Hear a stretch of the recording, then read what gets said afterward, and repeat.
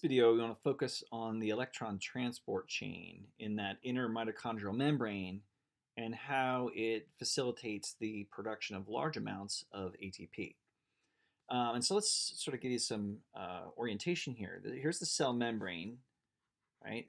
Our capillary bed in the interstitial space out here, delivering nutrients to the cell. And in cytoplasm, we once again have the potential for glycolysis to take place, producing pyruvate and a little bit of ATP. But that pyruvate then is taken up into the mitochondrial matrix where it enters the Krebs cycle via acetyl-CoA, right? And of course, that acetyl-CoA is processed, and our main output of the Krebs cycle is the hydrogen atoms, which came in with these nutrient molecules, attached to the carriers here as NADH and FADH2. Now, these hydrogen atom carriers, basically carrying protons and electrons together, deliver them to the cytochromes, these molecules of the electron transport chain, which are in blue here.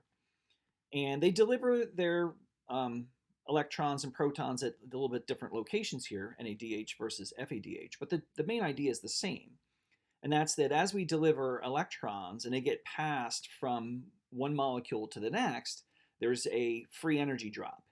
And in some places, that free energy drop is large enough to drive a proton, the H plus, uphill essentially against its gradient into this high proton region of the between the mitochondrial membranes, right? It sort of explains the rationale for that double membrane. Is we have to have a space in which to contain these protons. And so now, and again, this happens at a couple different locations here. The electrons keep getting passed, and whenever the free energy drop is large enough, we're going to transport more protons into this space. Now, so the net effect, the net objective, essentially, of the electron transport chain is to create a gradient of protons, a region of high concentration relative to other regions of lower concentration, specifically the mitochondrial matrix down here. And so far, what we've done is we've taken the hydrogen atoms, we've run a bunch of redox reactions where we keep sort of passing electrons. And what we've done is we've stored that energy in a gradient, right, in that proton gradient. Well, we can't take that gradient and do work around the cell with it. We have to convert it into a currency that we can actually like move around the cell and utilize. And that currency is ATP. The mechanism of conversion is this purple guy over here, right?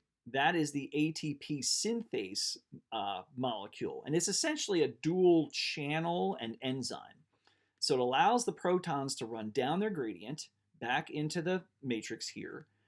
And in the process, we convert the kinetic energy of its movement into bond energy within ATP, right? So we take ADP and inorganic phosphate. We harness the energy of that proton moving across this channel / enzyme, and we produce lots and lots of ATP. Right? There's your key output of and how it does it, the key output of the electron transport chain.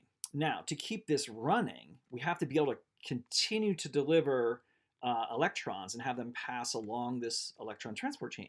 So we have to get rid of the electrons at the end. Well, the electrons are given off to the final electron acceptor, oxygen, right? Explains why we breathe in, why we are aerobic, right? Is we have to continue to run this electron transport chain, we have to pass those electrons off to someone else, and that is oxygen. And that makes or forms this oxygen radical, this O with a little dot next to it. They are highly reactive. The good news is we have all of these free protons that are just diffusing right back across the membrane here. Here they come. And if we take two of them, right, 1, 2, right, we have H2O, right, we produce what is called metabolic water, right? And it gets us to the byproducts of metabolism of all of our nutrients, aerobic metabolism of all our nutrients, which is carbon dioxide, the waste product being produced over here, the carbon and oxygens of our nutrients, and then the hydrogens end up with the air we breathe as well, in what we call metabolic water, right? And of course, the end product of ATP is transported out of the mitochondrial matrix into the cytoplasm for cellular use.